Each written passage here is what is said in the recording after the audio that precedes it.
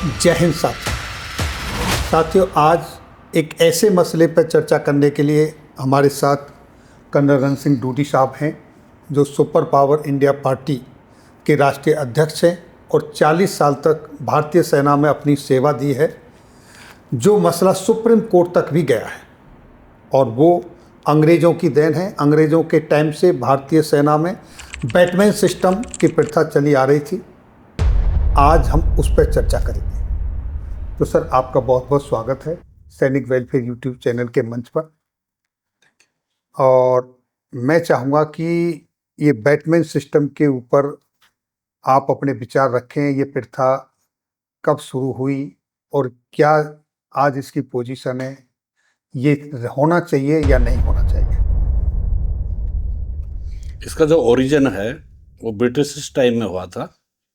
और British time में ना घोड़ों पर जो सेना, आज जहाँ पर टैंक है उस टाइम पर घोड़े होते थे, इसलिए आजकल भी आर्मर्ड में कैवलरी हॉर्स रेजिमेंट्स के नाम है। तो ये एक फ्रेंच वर्ड है बैट हॉर्स। बैट हॉर्स का मतलब सैडल, जिस घोड़े की सैडल के ऊपर, जिस घोड़े के ऊपर एक कमीशन्ड ऑफिसर का लड़ने का सामान जो उस पर रखा जाता था उसे बैट हॉर्स कहते थे। जो फाइटिंग इक्विपमेंट होता था आर्मी ऑफिसर का, वो एक घोड़े पर रखते थे और सैडल से ही ये बैट हॉर्स आया उस घोड़े का नाम। और उसी से बैट हॉर्स से ही जो जवान उसको पर्सनल सर्वेंट की तरह से एक ऑफिसर को मिलता था उसको बैटमैन कहते थे। सो बेसिकली जो बैटमैन वर्ड है, दिस हैज ड्राइव्ड कि वो घोड़ा जिस पर अफसर का सामान हो, जो युद्ध में काम आएगा, उसको देखभाल करने वाले को बैटमैन कहते थे। और इस बैटमैन सिस्टम के कुछ फायदे भी हैं, कुछ नुकसान भी है। पहले हिस्ट्री में जाएंगे हम। इसके पहले देखें हम ड्यूटी क्या है। Acting as a runner to convey orders from the office to subordinate. जो अधिकारी है उससे, कमीशन्ड ऑफिसर है, उसके नीचे junior commission, non commissioned officer जवान है, तो उस अधिकारी के जो विचार हैं, आइडिया हैं, उनके जो ऑर्डर्स हैं, उनको कम्युनिकेट करने के लिए। Maintaining the officer's uniform and personal equipment as a valet. Runner के सिवा दूसरी जो ड्यूटी होती थी, जो अधिकारी के पर्सनल इक्विपमेंट होता था और यूनिफॉर्म होती थी, उसको मेंटेन करके रखता था। Driving the officers vehicle sometimes under combat conditions. और अफसर की गाड़ी भी चलाता था, कभी कभी लड़ाई के मैदान में भी वो ड्राइविंग का काम करता था। सर, ये जो ड्यूटियां हैं, ये तो आप जो पेपर में लिखी वो बता रहे हैं। ग्राउंड में तो ये ड्यूटियां होती नहीं है, क्योंकि बैटमैन कभी अफसर की गाड़ी नहीं चलाता। अफसर की गाड़ी हो फौज के अंदर, गाड़ी ड्राइवर चलाता है। बैटमैन तो अलग काम करता है, लेकिन रनर का काम भी उसके ऑफिस के साथ पास में जो स्टेकरली होता है वो करता है, या डिस्पैचर करता है। I agree. लेकिन फिर भी जो चार्टर ऑफ ड्यूटीज हैं वो ये है कि उसको ड्राइवर का भी काम करेगा। Acting as the officer's bodyguard in combat. और लड़ाई में उसके निजी सुरक्षा का काम करेगा, बॉडीगार्ड का काम करेगा।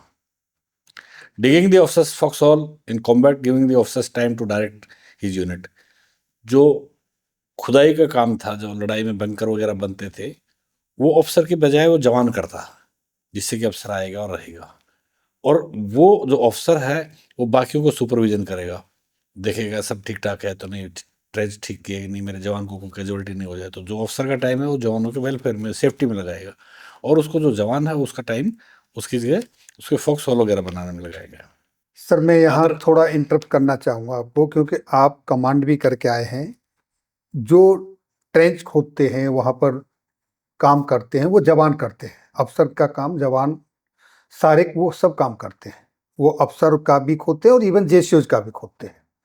बैटमैन तो सिर्फ उसके घर तक रह जाता है, कभी वो परेड में भी नहीं आता। 24/7 ना किसी ड्यूटी में आते हैं और वहाँ तक रह जाते हैं। उनका पर्सनल सर्वेंट बन के रह जाते हैं। प्रैक्टिकली तो ये है, आपने भी देखा है और आज भी यही है। चलो हम आपको पहले हमारा सब्जेक्ट बताते हैं कि हमने क्यों लिखा है।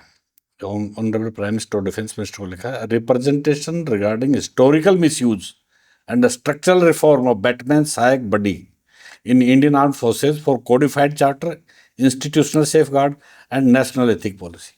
हमने शुरुआत ही यहाँ से की है कि साहब, जो सहायक का मिसयूज हो रहा है उसे रोका जाए और उसको जो सम्मान मिलना चाहिए वो मिले, उसके लिए एक कोडिफाइड एथिक हो। यानी हमने एक चिट्ठी लिखी है प्राइम मिनिस्टर और डिफेंस मिनिस्टर को, उनको कहा कि साहब आगे से मिसयूज नहीं होना चाहिए बैटमैन का। हमने ये भी लिखा है कि गवर्नमेंट ऑर्डर किस तरह से पास करेगी, उसका भी ड्राफ्ट बना के दिया है। जैसे एडजुटेंट जनरल हमारे कोर्समेट है, he will be very happy to see that I am helping him in outside. वो चिट्ठी किस तरह से लिखेगा बाकी उनको, और एक जवान के लिए भी वो कैसे रिप्रेजेंट करेगा, अगर किसी जवान का मिसयूज हो रहा है तो किस तरह से रिप्रेजेंट करेगा, हमने वो सब ड्राफ्ट बना के हमने दिए हैं। इसीलिए पहले ड्यूटी उस टाइम पे बताया जो ब्रिटिश टाइम पे होती थी। आज के जो कंटेक्स्ट में मिसयूज हो रहा है, इसीलिए तो ये चिट्ठी लिखी है। सर आज तो अगर जहाँ से इसका ओरिजिन हुआ अंग्रेजों के समय से, आज ब्रिटिश ने तो बैटमैन सिस्टम ख़त्म कर दिया, लेकिन इंडिया अभी भी उसको कंटिन्यू कर रही है। बैटमैन से उन्होंने सहायक बना दिया। जब सहायक का विरोध हुआ, बहुत सारी केसेस निकल के आए, लोग सोशल मीडिया में आए, वीडियो डाली लोगों ने, कुछ लोगों ने, यहाँ तक है किसी लोगों ने, कई जवानों ने आत्महत्या तक की, ऐसे भी केस निकल के आए हैं। अब ये लेटेस्ट फॉर्म में आ गया बड्डी सिस्टम। हम पहले आपको बताएं कि ट्रांजिशन फ्रॉम बैटमैन टू सहायक, जी ऐसा लगता था कि पहले तो घोड़े होते थे, आजकल तो आर्मी में घोड़े भी नहीं है, और घोड़े की जगह टैंक आ गए हैं। अफसरों के पास भी घोड़े नहीं होते, जवानों के पास भी नहीं होते, लेकिन नाम वो बैटमैन चल रहा था। तो ये माना जाता था कि बैटमैन मतलब तो घोड़ा का रखा हुआ है, यानी कि जब वो गांव में छुट्टी जाता कहता तो घोड़े की लीद उठाता बैटमैन है ये तो लोगों को ये पता नहीं था कि बैटमैन का क्या मतलब है। अभी घोड़े भी नहीं है, लेकिन क्योंकि उनको इस तरह से ये नाम था, ये इस तरह से दुष्प्रभावित हो चुका था, तो इससे पीछा छुड़वाने के लिए हिंदुओं ने सहायक कह दिया कि सहायक मदद कर रहा है। और सहायक से जब लोगों को आपत्ति होने लगी तो ये नाटो सिस्टम में गए, बड़ी सिस्टम पे। भाई लड़ाई में दो लोग मिलकर चलते हैं, एक दूसरे की सपोर्ट करते हैं, तो नाटो सिस्टम बड्डी आ गए। तो इस समय समय पर बैटमैन से सहायक, सहायक से बड्डी सिस्टम आ गए। लेकिन अब आपके सवालों के सबके मैं जवाब दूं उससे पहले मैं थोड़ा सा आपको पढ़ के सुनाना चाहता हूँ, what is the advantage of सहायक। सहायक सिस्टम के क्या कोई फायदे भी हैं व्हेन लॉफुली अप्लाइड, अगर कानूनी तरीके से देखा जाए तो सहायक के फायदे भी हैं। क्या है? Enhanced combat readiness and field mobility. जब आप युद्ध क्षेत्र में, युद्ध के मैदान में होते हो, तो उस टाइम पर बड्डी सिस्टम से आपकी जो वॉर की एफिशिएंसी वो बढ़ती है। Critical help in maintaining gear during the active deployment, और वो उसके गियर मेंटेनेंस के लिए भी, जी और improve moral and efficiency unless use. लड़ाई के मैदान में अकेला आदमी 100 बातें सोचना शुरू कर देता। जब दो होते हैं तो उनका दोनों का ध्यान आपस में उसी चीज़ पर कि दुश्मन सामने क्या हरकत कर रहा है, हमें कैसे काउंटर करना है, ऑफेंस कैसे लॉन्च करना है, डिफेंस कैसे करना है। तो बड़ी सिस्टम के फायदे भी हैं। ये 3 मेन फायदे हैं। तो अब इसके डिसएडवांटेज क्या है? सर इस बडी सिस्टम के आपने फायदे बताए, तो ये बडी सिस्टम फिर आर्मी में ही क्यों है, एयरफोर्स और नेवी में क्यों नहीं? क्या नेवी और एयरफोर्स के ऑफिसर्स को फायदे नहीं चाहिए? एयरफोर्स का अफसर तो कोई ट्रेंच नहीं खोदता, वो तो फाइटर एयरक्राफ्ट में बैठता है, जाके दुश्मन के एरिया में बम डाल के वापस आ जाता है। नेवी का अफसर तो ट्रेंच नहीं खोदता है, क्योंकि वो जहाज में बैठते हैं और पानी में घूमते रहते हैं, सारे सारे एक दूसरे की बड्डी है। सर ट्रेंच बड्डी नहीं खोदता, ट्रेंच तो जवान खोदते हैं। बड्डी जवान और सिस्टम बड्डी तो में क्या ज्यादा- फर्क है? जवान में और बड्डी में ये फर्क है। बड्डी वो उसकी बात हो रही है जो अफसर्स के घर पे डिटेल रहता है, आप और जवान तो सारे जवान जो हैं सेना में, मैं उनकी बात कर रहा हूँ। क्योंकि मैंने भी 30 साल के सर्विस के दौरान कभी भी बड्डी को ग्राउंड में आते नहीं देखा, चाहे वो ट्रेनिंग हो, चाहे वो कोई फील्ड की एक्सरसाइज हो। इवन यहाँ तक है कि फील्ड एक्सरसाइज में घर पर ही रह जाता है, अफसर फील्ड में जाता है और उसके लिए हेल्पिंग के लिए दूसरे मैं बंदे आपके डिटेल। दर्द से भली बात है, और ऐसा दर्द बहुत से लोगों का, इसीलिए मैंने प्राइम मिनिस्टर को लिखा है कि कुछ ऐसा करो कि सहायक का मिसयूज रोक दिया जाए और उनका सम्मान पूर्वक उनके साथ बर्ताव, उसके लिए कोडिफाइड, ये तो मेरा एम ही है। लेकिन मैंने पहले आपको इसका ओरिजिन बताया, फिर इसकी ड्यूटी बताई, फिर इसके एडवांटेज बताए, किस तरह से ये सहायक में कन्वर्ट हुआ और फिर बड्डी में कन्वर्ट हुआ। अब मैं आपको डिसएडवांटेज बता रहा हूँ सहायक के। ऑफिसर्स यूजिंग सहायक Batman for private and house hold work and non service function, जिस चीज़ को आप कह रहे थे उसको मैं भी डिसएडवांटेज मानता हूँ।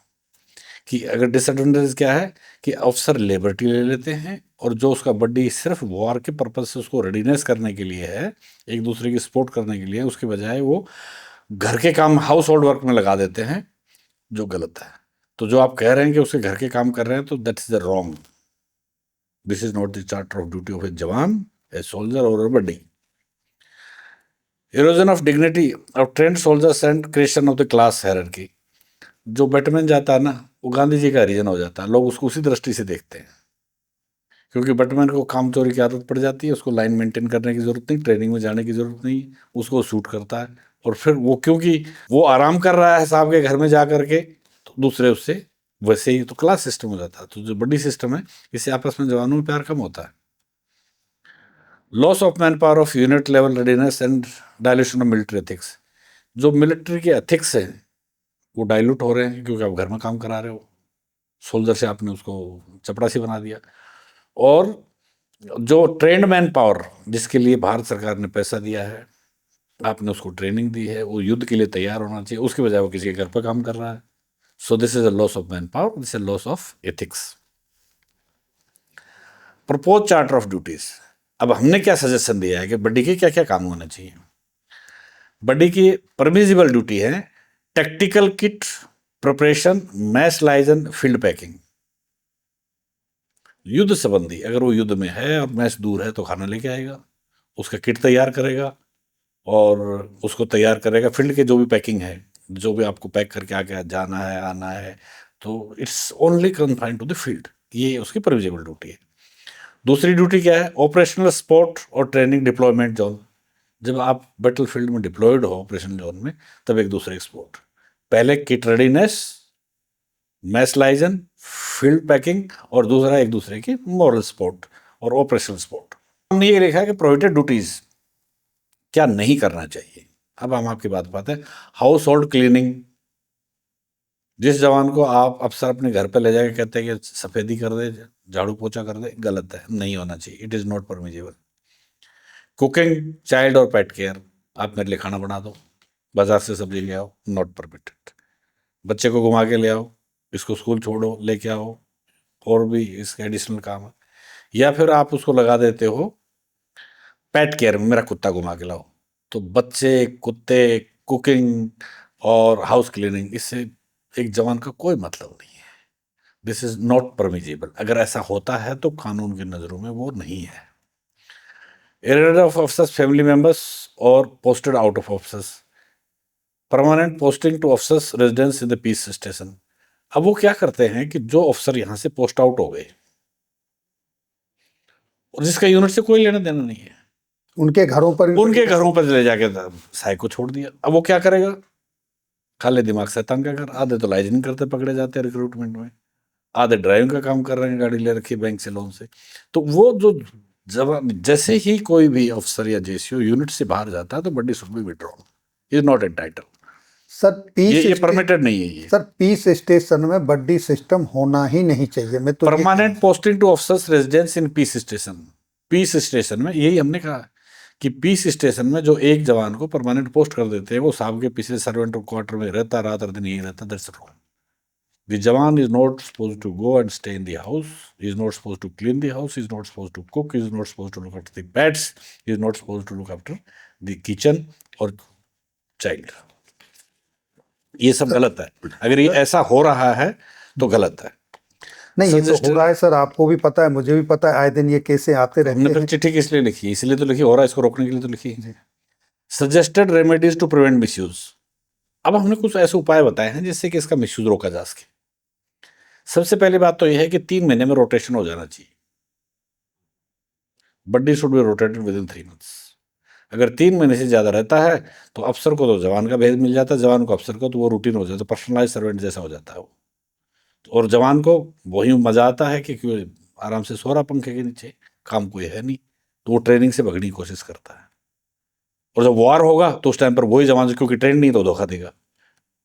तो सबसे पहले 3 महीने में अगर रोटेट हो जाता है तो सभी का नंबर आएगा, तो कोई भी क्लास अपार्ट नहीं होगा, एक दूसरे को चिढ़ाएंगे नहीं। नहीं सर, इसको पीस स्टेशन में खत्म ही क्यों ना कर दिया जाए? ऐसी क्या मजबूरी है कि उसको बड्डी सिस्टम चाहिए ही चाहिए? आते हैं उस पर भी, आपकी इस बात को तो जवाब देंगे। तो एक तो 3 महीने में चेंज हो जाएगा। 3 महीने में चेंज हो जाएगा तो अफसर भी किसी पे आश्रित नहीं होगा, जवान को भी एक दूसरे का भेद नहीं मिलेगा। और वो ये नहीं है कि उसके बच्चे भी खिला रहा है, उसके खाना बना रहा है, वो जो फालतू की चीजें बंद हो जाएगी। It should be centralised.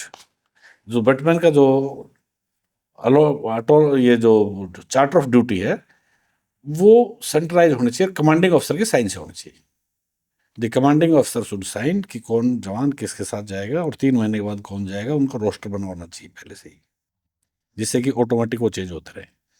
आपने anonymous complaint portal for soldier. अगर किसी सोल्जर के साथ में कोई आदमी मिसबिहेव, दुर्व्यवहार कर रहा है, if somebody is misusing him, वो ड्यूटी जो नहीं करनी चाहिए, बच्चे खिलाना, कुत्ते खिलाना, साफ सफाई करना, सब्जी लाना, वो अगर कर रहा है तो एक अनोनिमस पोर्टल होना चाहिए। लेकिन उस अनोनिमस पोर्टल का मतलब ये भी नहीं है कि तुम फौज को क्रांति की तरफ ले जाओ, म्यूटनी की तरफ ले जाओ। उस अनोनिमस लेटर के अंदर सिर्फ 2 लाइन होनी चाहिए कि number so and so, rank so and so is with officer so and so for more than 3 months।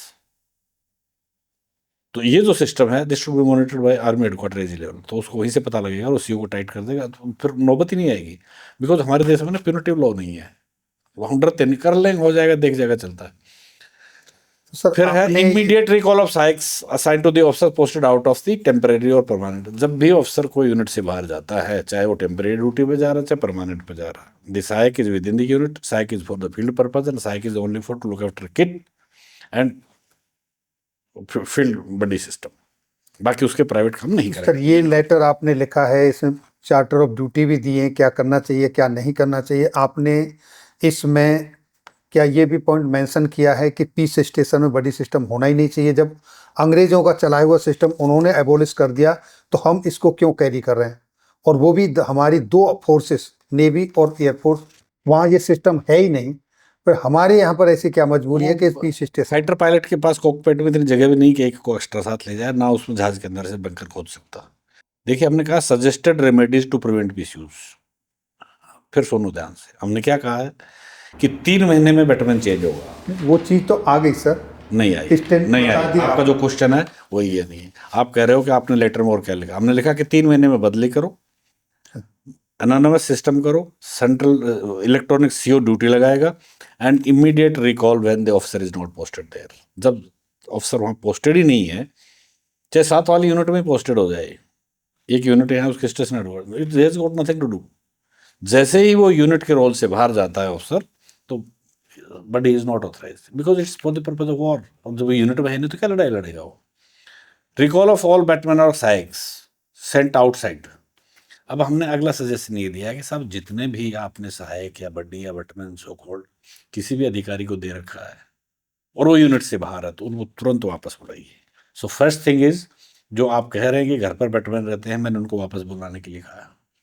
Financial ये रिकवरी तो फ्रॉम, सर उनका है जो अफसर यूनिट से बाहर चले गए, उनकी फैमिलियों के साथ जो बटमैन रह रहे हैं, क्योंकि जहां अफसर गया वहां भी उसको बटमैन मिल रहा है और एक बटमैन उसने अपने घर पर भी रखा है। इवन यहाँ तक है क्योंकि जो पुराने सीनियर अफसर साहब हैं, जनरल साहब हैं, वो रिटायर्ड चले जाते हैं, उनके घरों पर भी बटमैन चलता रहता है। इसका क्या मतलब है, जरा आप बताना मुझे। रिकॉल ऑफ ऑल बैटमैन और सहायक सेंट आउटसाइड यूनिट, इसका क्या मतलब है? नहीं, इसका यही मतलब है, जो सवाल आप कर रहे हैं वो सवाल आप गलत कर रहे हैं, क्योंकि आपने सवाल सुना ही नहीं कि मैंने क्या कहा। आप उस बात पर जोर दे रहे हैं कि बैटमैन बाहर गए, छुट्टी हो गई, जनरल साहब रिटायर हो गया, हमने उनको वापस बुलाने के लिए कहा है। अगला कदम सुनिए, हमने नेक्स्ट स्टेप और बोला उसके लिए। क्या बोला है? Financial recovery from misuse of officers. अगर कोई ऑफिसर यूनिट से बाहर पोस्टेड आउट है और उसके बाद में उसने कोई सहायक रखा, तो जितनी उसकी पेंशन मिलती है और इम्यूलमेंट्स और जो गवर्नमेंट को उसका एक्सपेंडिचर वहन होता है, that should be deducted out of पे फ्रॉम द ऑफिसर। तो पहली बात तो वापस बुलाओ, दूसरा उससे पैसे की रिकवरी करो, और तीसरा उसके ऊपर disciplinary action low for miss using of the man power. अब देखिए, अब हम कहना चाह रहे हैं ग्लोबल प्रैक्टिस क्या है। यूके में बैटमैन सिस्टम शुरू हुआ लेकिन अबोलिश्ड हो गया। ये आपका बहुत बड़ा सवाल है, काफी देर से मैं इसको जवाब दूंगा अभी। यूएस में उन्होंने नाम चेंज कर दिया, पियर स्पोर्ट कर दिया ऑर्डली से। इजराइल में नो सच कॉन्सेप्ट, वहां की तो फोर्स ही सारी बड़ी है, इजराइल की तो बात करना ही इट्स नॉट करेक्ट। पाकिस्तान में एक्टिव सहायक मिसयूज हो रहा है अभी भी। India, transition from batman to sahayak to buddy, misuse still persist in static unit. Misuse अभी भी हो रहा है। तो हमारी क्या प्रार्थना है? Ministry of defence and CDS issue formal policy charter codifying the role and limit of the any soldier assistant role. हम ये कह रहे हैं कि गवर्नमेंट, अब हमारी गवर्नमेंट कौन है? अब हमारा चीफ ऑफ डिफेंस स्टाफ है, he is become defence secretary, bracket department of military affairs, so he is responsible. हमने उनसे प्रार्थना की कि हुजूर आप एक ऐसा लेटर लिखिए, उसको आर्मी एक्ट बना दीजिए, आर्मी रूल बना दीजिए, पार्लियामेंट रखे, आर्मी ऑर्डर बना दीजिए, आर्मी इंस्ट्रक्शन बना दीजिए, सर्कुलर बना दीजिए, बट आप एक ऐसी पॉलिसी चार्टर बनाएं जो कि मिसयूज को रोक दे। Immediate investigation into the continuous misuse of sahayaks and buddies, और उसी पॉलिसी में ये भी प्रावधान करें, एक तो जो गए उन्हें वापस बुलाएं और जिन्होंने मिसयूज किया उनका इन्वेस्टिगेशन हो।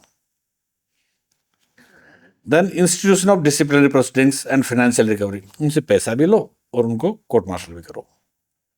Considering by the PMO defence minister to evolve national ethical standard for soldier dignity. अब इस बात को मैं ध्यान देना, बोल्ड लेटर में कह रहा हूँ, evolve national ethical standard for soldier dignity, एक सैनिक के सम्मान को सर्वोच्च स्थान पर रखने के लिए जो कानून बन सकता बनाइए। In line with the constitution of Indian and global military principle, जो दुनिया की फौज में हो रहा है, जो हमारा संविधान में हो रहा है, कह रहा है, और जो सैनिक की डिग्निटी होनी चाहिए, उन सब बातों को ध्यान में रखते हुए एक ऐसी पॉलिसी बनाई जाए जिससे कि मिसयूज रुके, जो मिसयूज हुआ वो वापस आए, उनको फाइनेंशियल रिकवरी हो और डिसिप्लिन एक्शन हो। अब आपका जो सवाल है पूछिए, मैं बताता हूँ। नहीं, मेरा तो सीधा सवाल ये है कि जहाँ से परंपरा शुरू हुई उन्होंने बंद कर दिया, लेकिन हम क्यों नहीं कर पा रहे? आप इसलिए नहीं कर सकते कि 1750 में British east India company establish हुई थी, जो क्राउन कंट्रोल करता था, और 1950 में खत्म हो गई। तो ब्रिटिश ने शुरू किया, लेकिन जो ब्रिटिश ने जो खत्म किया वो ब्रिटिश पार्लियामेंट ने खत्म किया। 200 साल तक उनकी पार्लियामेंट का हुक्म हम पर चलता था, अब हम पर हुक्म नहीं चलता है। तो अगर उन्होंने खत्म किया है तो उन्हीं के देश पर लागू होगा, हमारे देश पर लागू नहीं हो सकता। नहीं, हम अपने देश के लिए तो कानून बना सकते हैं ना। एग्जैक्टली तो हमारे अपने देश के लिए कानून कौन बनाएगा? हमारा पार्लियामेंट। हमारे पार्लियामेंट ने कानून बनाया नहीं। उसके बाद में आता है स्टैंडिंग पार्लियामेंट कमेटी ने ये कहा है कि ये बड़े ही सेमफुल है घरेलू काम कराना सहायकों से। आप कितना जानते हो स्टैंडिंग पार्लियामेंट्री कमेटी को, क्या वैल्यू है उसकी? मैं तो उनका स्टेटमेंट जो उन्होंने दिया है वो मैं आपके साथ शेयर कर रहा हूँ। आप आगे की बात नहीं बता रहे हो, ये आपको पता नहीं है। पहली बात तो दे आर ओनली रिकमेंडेटरी, वो सिर्फ रिकमेंड कर सकते हैं, हुक्म नहीं दे सकते। हाँ, रिकमेंड ही किया उन्होंने, रिकमेंड किया। और ऐसा नहीं है कि उसको वो बाइंडिंग भी है रिकमेंडेटरी, लेकिन उस कमेटी का जो जवाब आया था मिनिस्टर ऑफ डिफेंस से, वो क्या आया था पता आपको? वो आपको नहीं पता। उन्होंने लिख के दे दिया कि कमेटी को मालूम ही नहीं कि फौज में कैसे कैसे लड़ाई लड़ते हैं, सहायक का क्या मतलब है। और उसके बाद वो कमेटी चुप लगा गई। अगर कमेटी कहते नहीं आप इसको इम्प्लीमेंट करिए तो आर करना पड़ता। तो इसका मतलब आपकी जो लॉ मेकिंग बॉडी है वो कन्विंस्ड है कि बैटमैन की जरूरत है। पार्लियामेंट में ना एक क्वेश्चन उठा, ना एक्ट रखा, ना जिस तरह से ब्रिटिश पार्लियामेंट ना बोलिस की आपके पार्लियामेंट। तो पहले आपके कानून बनाने वाले MLA MP parliament and legislative कानून बनाते हैं। आप सेंट्रल गवर्नमेंट एम्प्लॉई हो, आपका पार्लियामेंट बनाता। पार्लियामेंट में आपका केस टेकअप हुआ, उन्होंने कहा कि बैटमैन सिस्टम नहीं होना चाहिए, सरकार ने मना कर दिया, उन्होंने मान लिया। तो इसका मतलब ये है कि आपकी सरकार भी बैटमैन सिस्टम चाहती है और आपकी पार्लियामेंट भी सिस्टम चाहती है। तो कानून बनाने वाला भी चाहता है और कानून को रखवाला भी चाहता है।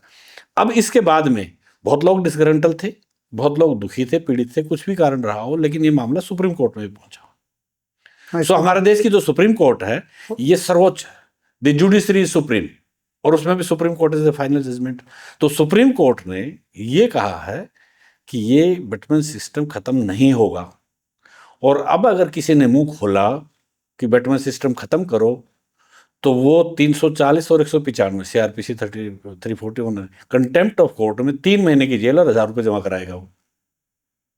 तो ये आपकी पार्लियामेंट ने भी कानून नहीं बनाया, आपकी मिनिस्ट्री भी नहीं चाहती कोई सर्कुलर से खत्म कर दे, और आपके सुप्रीम कोर्ट ने भी कह दिया। तो जब सुप्रीम कोर्ट ने कह दिया कि ये बड़ी सिस्टम रहेगा, तो अब जो कहेगा कि नहीं रहेगा that is a contempt of court, वो 3 महीने जेल रह के आएगा।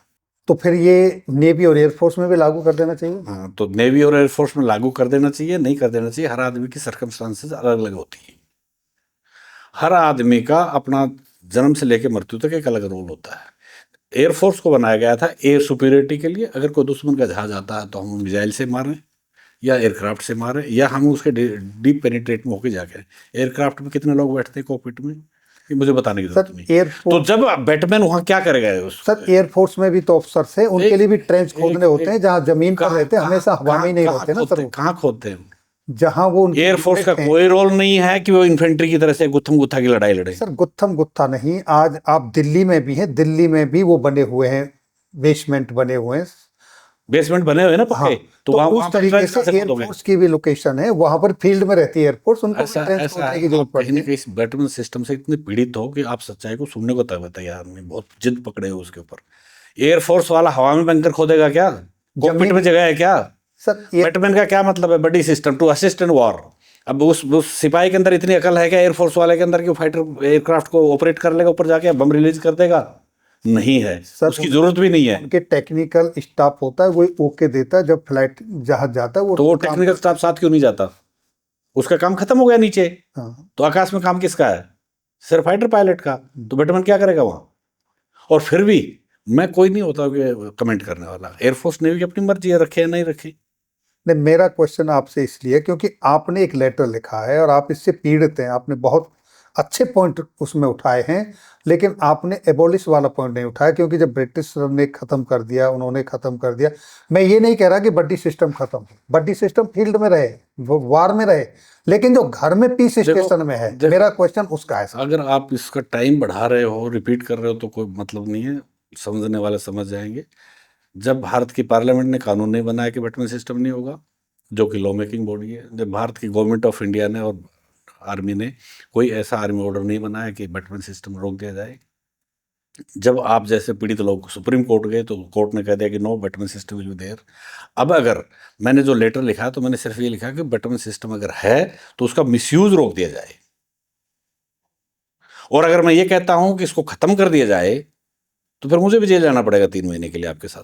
चलिए सर, इस पर बहुत सारी चर्चा हो गई। अब मैं आपसे एक पर्सनली एक क्वेश्चन और पूछना चाहता हूँ, क्या कोई और रास्ता है कि जो इसको इमीडिएटली खत्म किया जा सके? वेट करो, मैं भारत का राष्ट्रपति बनूंगा, मैं खत्म करूंगा इसको। एक लाइन में, president is please to abolish.